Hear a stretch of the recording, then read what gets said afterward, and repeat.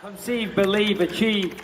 This is former UFC middleweight champion of the world, Michael Bisping. Paddy the Baddy here. You're listening to Combat Sports UK. And you're watching Combat Sports UK. Hello, I'm Scott Bogie from Combat Sports UK, here with Alex Marro before his fight on the 2nd of August against Matt Adams at LFA 189. How are you doing today? Good, how are you? I'm doing good. How are you feeling coming up to this fight? What is your normal week look like? I'm feeling really good. Honestly, for me, I think a lot of fighters would say this in general, that they feel like this is the best that they've ever felt. And for me, after every fight I've had, I just feel better and better and better. And this fight especially, I feel the best I've felt, primarily because I really started implementing like a strength training regimen, which I hadn't done really before now. So I feel really good leading up to this fight, confident. It's a big deal. LFA is a really big stage, especially here in the United States. I guess as far as like a weekly routine for me, or how a week looks for me, I'm like a lot of other fighters. I still have a full-time job, so I work that. Anywhere from 8 to 4, I have a flex schedule, so I can work from home and do what I need to do. And I work with at-risk youth. Basically, I'm kind of like a pre-probation officer, if that makes any sense. Yeah. And then otherwise in the mornings I get up and I do my strength training around 5 a.m. I shower, eat, go to work, whether it be home or at my office. And then I'm either coaching a couple days a week, or I'm usually at the gym anywhere from 5:30, 6 o'clock till about 9 or 10. So that's usually my day. It's just wake up, train, work, train. That sounds great. Keeps you in shape for any last-minute fight call-ups. Yes. And do you feel like with you obviously having that full-time job that before probation officer, do you think having this fighting game as well helps you try to let these people take out that anger somewhere else? Absolutely. So I grew up in a nonprofit boxing gym, actually. And I started there when I was 12, and to be able to take some of these kids and say, hey, instead of, fighting people outside of the gym or outside of work or something like that, why don't I take you to this gym? Because it's a free program, and all they ask is that you, I don't know if you heard of thunder. There's a lot of thunder and lightning going on where I'm at, but basically, to bring them to the same gym I grew up in and say, hey, why don't you change your life the way I changed it? It turns out like violence doesn't always have to be a bad thing, I guess is the way I would word it.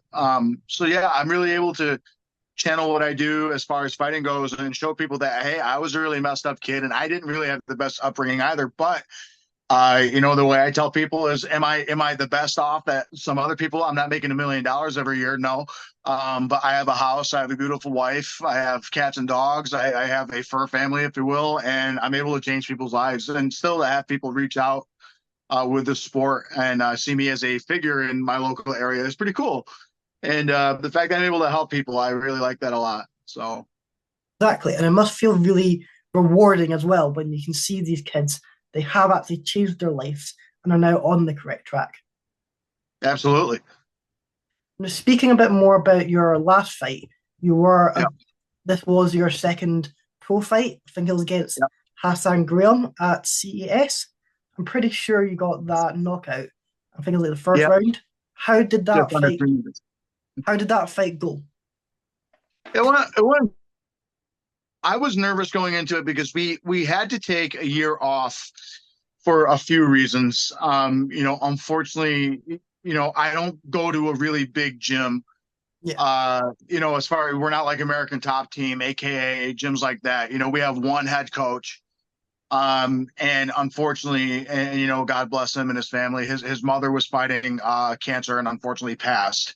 And he couldn't be there, and he told me, please don't take fights without me and stuff. I want to be there with you, and I completely understood. And at the same time, my father, he's still alive, but was also had his cancer had come back, and so there was a lot over a year that we just couldn't control. Yeah. And I was still training, but it just wasn't as serious as I wish it would be. It was a lot more of me coaching the gym and running the gym.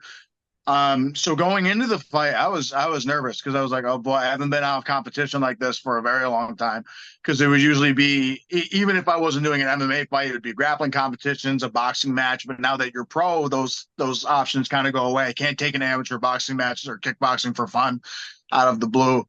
Grappling tournaments are a lot more competitive now. Um, so I felt good, but I also felt nervous going into that fight because I knew Hassan from when we were amateurs. We would always trade for number one Northeast heavyweight in our region in the United States. Out of New York, he was out of Massachusetts, and so he was New England, I was New York, and we've always had a big rivalry as far as like sports go in general. Like Yankees and Red Sox and stuff like that too. So we were supposed to fight like two different times as amateurs. It never came up. So when it finally came up as a pro, I was excited to finally show that I think I was better than him in some ways. And he shocked me. I tied up with him. I didn't know he was that good of a wrestler in like high school and stuff. He had won Massachusetts state championships. He was a great football player at a Division I level. And so that natural athleticism that I don't think I was really gifted with, but he was, definitely played a part for a little bit. But finally, after about 2 minutes, I really just said, I think I'm better than him in virtually every spot. I just gotta stop overthinking so much. And finally, when I stopped overthinking, he started swinging wild, and I just really meant to go for a single leg. The punch that knocked him out was really supposed to just set up the single leg, but he went out, and that was it. That was perfect.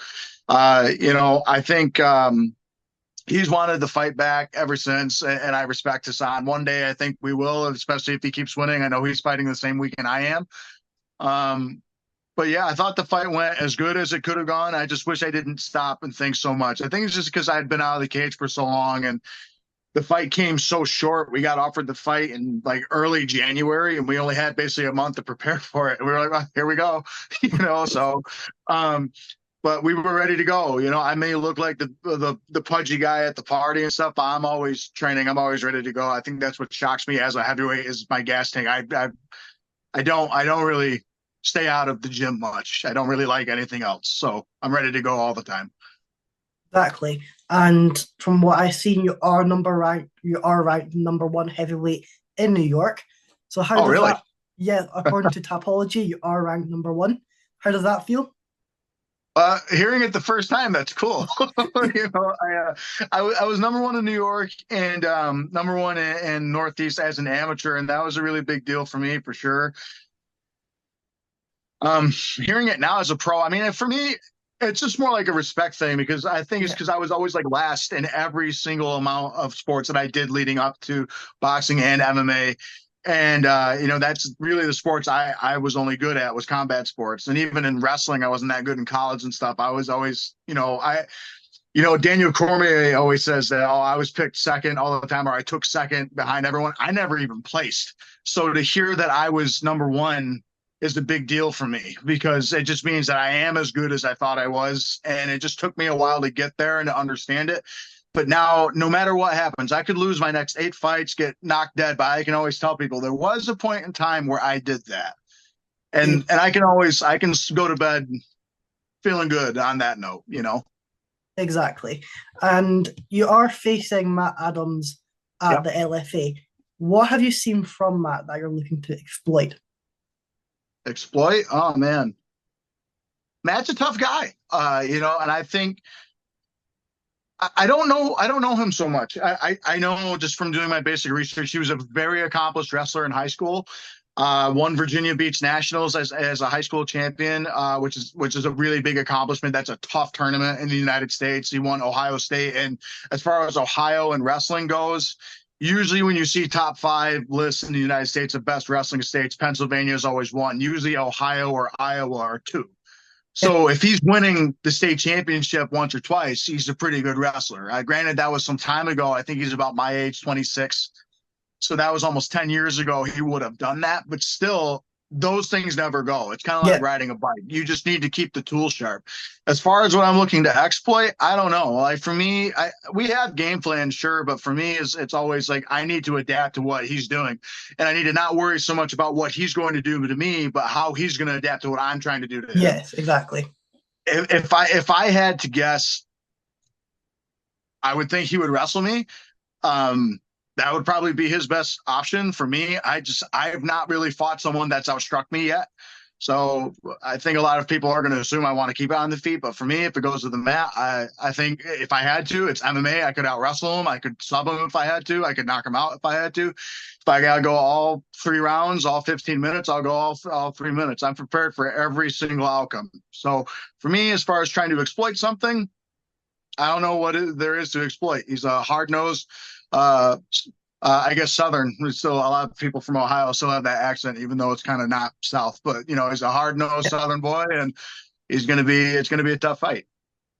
And coming into this fight against Matt, you are in the. How did that fight come about? Did LFA come to you and be like, "Here's Matt," or did you have a few other names on the radar? Or so we fought for CES last time, and we fought for Reality the first time. And when I turned pro, because at first there was no one really reaching out to us. My coach knows Calvin Cater and Combat Zone really well, so he reached out to them, but they never had any heavyweights that were kind of debuting. So the fights that came to us were kind of by complete accident in a lot of ways. And it was when I first turned pro, I went on every major promotion's website and filled out the fighter sheet, basically. So I filled out LFA, CFFCs, CES. I filled out everybody, in the United States. Even there was a place in Canada that offered us a fight, which was cool. But I needed some type of papers to go over the border or something like that. And it just turned into this whole hassle, which couldn't happen, I guess. But as far as this fight coming about, I won my fight against Hassan. I think they were probably looking to sign Hassan, honestly, because he has more fights than I do. And I think CES brought me down to basically get killed by Hassan, but it didn't happen that way. I think people understood oh, okay, he doesn't suck, meaning me. Yeah. And LFA reached out and said, we saw your last fight and we're really excited. Are you available this date and this date? Because they want me to fight twice, both in New York, one in Salamanca, New York, and one in Buffalo, New York in October. God willing, I'm not banged up. I'm ready to go for that. But they just said, hey, here's this name, Bad Matt Adams. Do you want him? Sure. We didn't look him up. We didn't say anything. My coach said, hey, we can't say no now. And so we got there. There was a few other heavyweights. We were offered one. His name was Steve Asplund, I believe. But he turned us down to fight another guy, which I don't blame him because Steve, I think, is 4-0. There's another guy named Cam Kinzig. I'm going all over the place. I'm sorry. But Cam Kinzig, we were offered him when I was only 1-0. He was 4-0. I said yes. They said no. Because they probably thought, well, either they're going to knock me out, move on, or they're going to say, why is a 1-0 guy saying yes to us? Like there's something not right here. Yeah. I think they saw me fight. Honestly, I really do. I think I would have been a bad fight for him. And but yeah, they basically asked if we'd fight Matt because Steve turned it down and was going to fight Denzel Freeman. I don't know. I think that fight got scrapped for some reason. But yeah, those were the names that were like circulated by us. Was Denzel Freeman, Steve Asplund, Matt Kinzig or Cam Kinzig. And then Matt Adams was the one that came up. We said yes. Matt said yes. And we're like, cool, we got to fight, So, yeah. Sorry, I give really long-winded answers. No, that's completely fine. It's great. And do you feel like with LFA being such a big name, also you're saying in the United States, it is big here as well. Do you feel like that a win this time against Matt Adams, and do you think a win getting October, like you said, if you're not banged up, do you think that will actually get your name out there, especially with the UFC Fight Pass streaming the event? I sure hope so. That's my goal is, I think, my coach says, because my coach is always excited, we've had a couple guys in the UFC, like Matt Hamill is our biggest guy. And he always says, nothing's better than getting to that point. And that's the goal. I really do think, especially if I go out and do what I think I can do and just finally flip that switch and show people that, hey, I am actually a better athlete than I thought. And I am that good. If I go out and do what I'd like to do to Matt and then God willing, turn around in October and get a good performance, I don't see, especially because the heavyweight division in the UFC is small right now, there's not a whole lot of people and heavyweights are few and far between now. I don't see why not. Like the way I saw it was that I granted I'm not built like that guy, but Robles Despania in the UFC, he's only 5-0. or 4-0 going into the UFC. Granted, he's a very big, sculpted guy, and he knocked everyone out. But I have 2 knockouts, and if I start my next 2 guys, then who's to say I won't get signed at 4-0 or 3-0? Or maybe something towards the summer. If I win, maybe I can put my name out there and say, hey, like if someone in the Contender Series drops out, I'll fill in, something like that. Just basically to show. My goal is to get to wherever I can get to make enough money to make my family comfortable right off the bat. And if it takes me fighting 500 more times, I'll do it. But that's the idea, is I'd like to win this fight the way I think I can win it, win in October, and eventually just become undeniable. That's my goal. Exactly. And you have been able to win championships in heavyweight as well in your amateur career. And speaking about your amateur career a bit more, I'm pretty sure you did have 1 fight as a light heavyweight. Do you feel like do you feel like heavyweight is your natural weight class, or would you ever go back down to light heavyweight? I don't think I could make light heavyweight. So with the light heavyweight move, that was a whole thing. So I fought in my half of my amateur was basically spent, or amateur run, I should say. I didn't make money at it, so it wasn't a career, but amateur run was basically me just doing it in college for fun, because I was weird, and I thought, well, I'm never going to fight after college because now, I got to do real world things. But basically the fights at light heavyweight came about because the gym that I part-time trained at basically said, oh man, yeah, you're a good heavyweight, but you should move down to 205. So I won an amateur title at 205.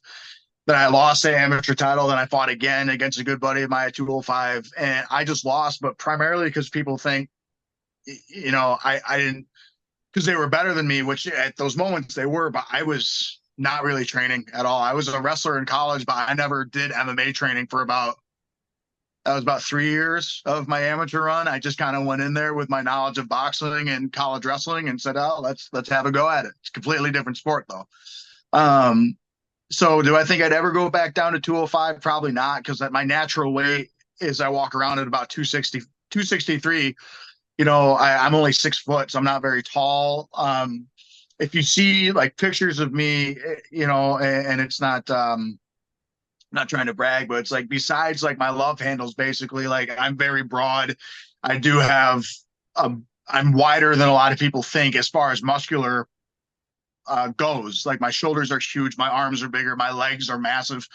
I think people see me in videos man, that dude's fat. But if you see me in person, cutting down to 205 would just be hard. After college, I finally grew the final amount, and that was basically it. So I gained weight after college unhealthily, and now that I've transferred all that to being in shape, it's hard for me to lose 5 pounds. Honestly, I haven't seen under 260 and probably, sometimes I'll fluctuate to 258, but I'll say this, I haven't been under 250 in about 4 years, I'd say.